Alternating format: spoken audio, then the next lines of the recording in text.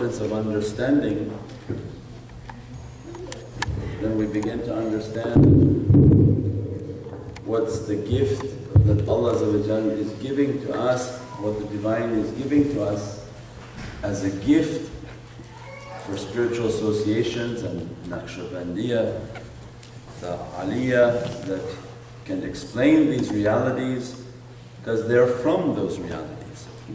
And that you can't explain something that you're not from. Otherwise you become like a school and a professor that talks and everybody sleeps. Because he doesn't know what he's talking about and the people don't understand what he's talking about. So everybody just sleeps. Their realities that Mawlana Shaykh teaching, that they are from that reality, and by sharing from that reality give us an understanding of the path that we're on. Whether we know it or not, whether we wanted it or not, we're all inspired to be here. The clever ones, they want it. What Allah has opened for them, they want it because they're clever. They understood. Many of them have seen hell and now prepared for heaven. They've had their understanding of what this dunya is capable of. Many don't know why they're here and they haven't yet seen hell. They're waiting. Then at some point in their life they're going to flip and say, oh my God, this is hell, I'd rather run for paradise. For Mawlana Shaykh's teaching that these three states that we are in, that matter, and we are from matter, and that matter has a solid state, and that compares to our arrival onto the tariqah, that we are very solid in our nature. And solid mass, it doesn't like to be told what to do, how to do, and it has its opinion, and that's all that matters. And they begin to teach us in all their teachings, because you take each teaching and then remember it for everything that Mawlana Shaykh is teaching us. That what am I and when am I progressing? Then they say, then understand yourself. That if everybody comes in at a solid state, means square, rigid, and a lot of form.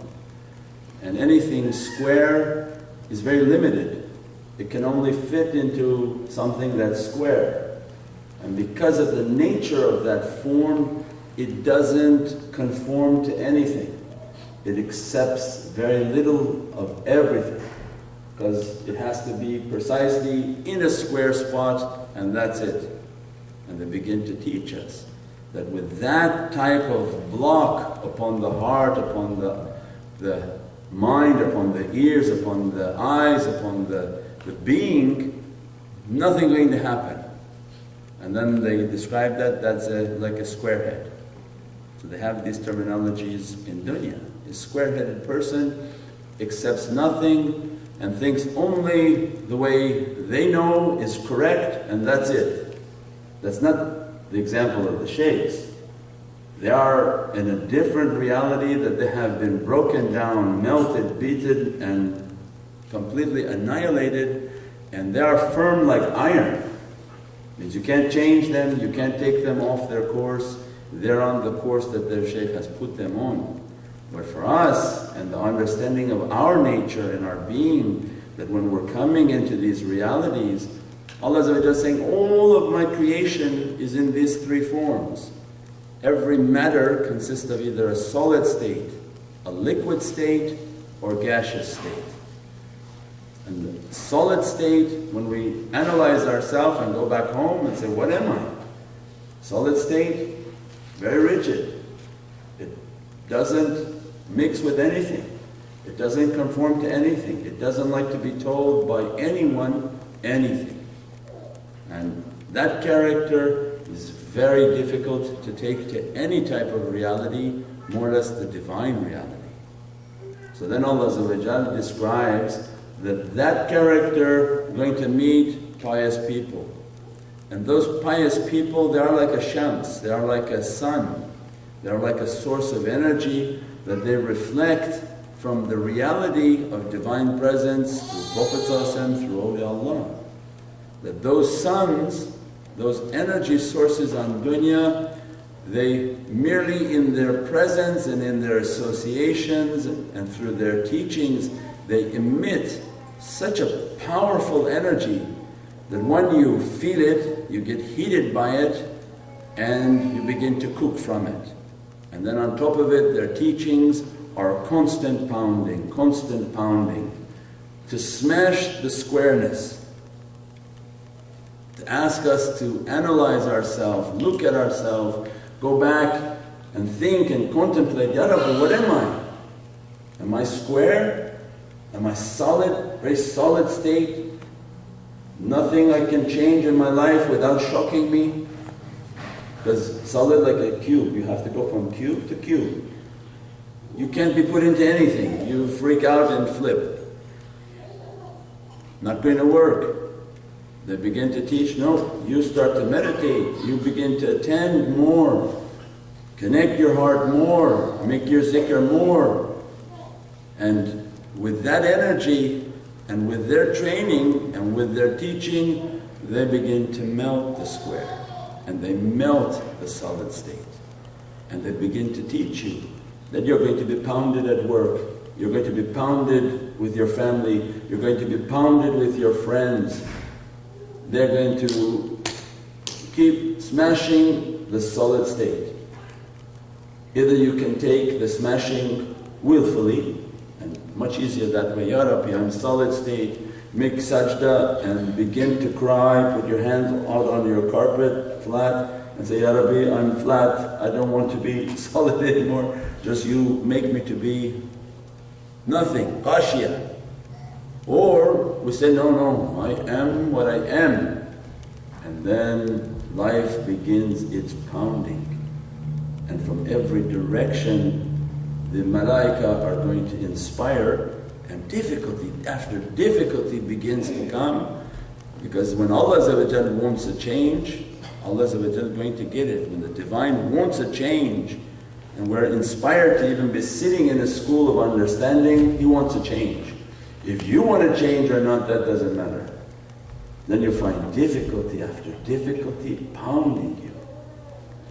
Like a kebab, because you think you're a steak, but they're going to make us into kubida, into the kubida or barak? Barak. No, kubida. Kubida grounded beef. Because we think we're all like a very prime cut and we're the best and we're great. They're going to grind us, add some onions and parsley until we're nothing. So then they inspire that when we take an analysis of ourselves, that how am I? Is it that I can't listen to anyone, I can't hear from anyone, nothing comes to me except me? So that solid state is going to be smashed. And you're going to either be crushed through dunya, very difficult, through the hands of people who have no mercy, more difficult, or through willful submission. When we submit and say, Ya Rabbi, I'm nothing, help me. And now look, turn on the news and say, what is this guy talking about? What does it matter? Then have your children watch the news. Watch the news and see what's happening in Syria. And they're all being pounded, they're all being raped, they're all being killed. Then turn on the news and look what's happening in Afghanistan, look what's happening in every part of the world, Burma.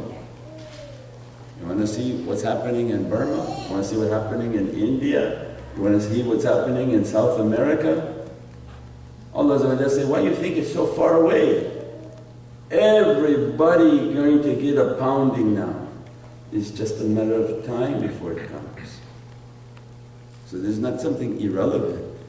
Either you want the pounding from people who have no mercy, and everybody going to be grinded, and now they even literally grinding people. If you see what's happening in these parts of the world, they're cutting people to pieces. What kind of wildness and craziness? Allah is saying that this is the time of qahar. Mawlana Shaykh teaching, Sifat al-Qahar, Allah's attribute, it begins to come down and say, nothing going to stand in my presence and everything going to collapse. Those that are clever, they collapse themselves. They see something coming, immediately go down, and they can't go flat enough to the ground. Ya Rabbi, I'm nothing, I'm nothing. When you take a path of being nothing, you can never open your mouth that you were offended, you were hurt, you were upset. Well, who cares? That was a part of the crushing. Because we're asking to be nothing, nothing, then we begin to accept all the testing in life.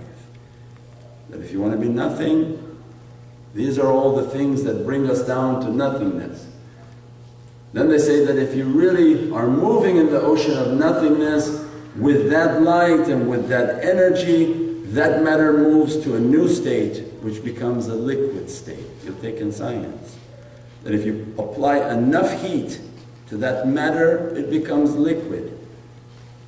Then when we understand and study the state of liquid, what's the benefit of liquid? That it can conform to anything you put it into. And that becomes their teaching. Wherever they put you, you fit. Wherever they tell you sit, you sit. You can sit with rich, you can sit with poor, you can sit with knowledgeable, you can sit with jahal. You go wherever they tell you to go, like water, they pour you in and you mold into the circumstance and you submit. And that means now the reality of the soul is opening. That the squareness, the hardness of the form is that with enough heat, this soul will begin to melt the physicality of the body. And the physicality begins to crush and say, why am I putting so much effort and importance on my physicality? And many times we gave the examples like a tomato. All sorts of people chasing all sorts of diets and vitamins and all sorts of food and eat this and eat that, and focus is all on the body. That tomato is rotting, and every tomato has rotted. There's nobody's body that lasts forever.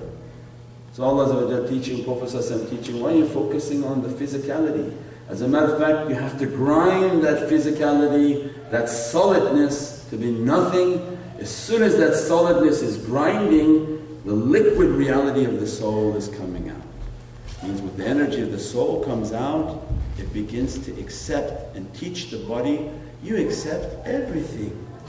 See Allah's hand in everything. Everything that comes your way, Allah's hand is on it.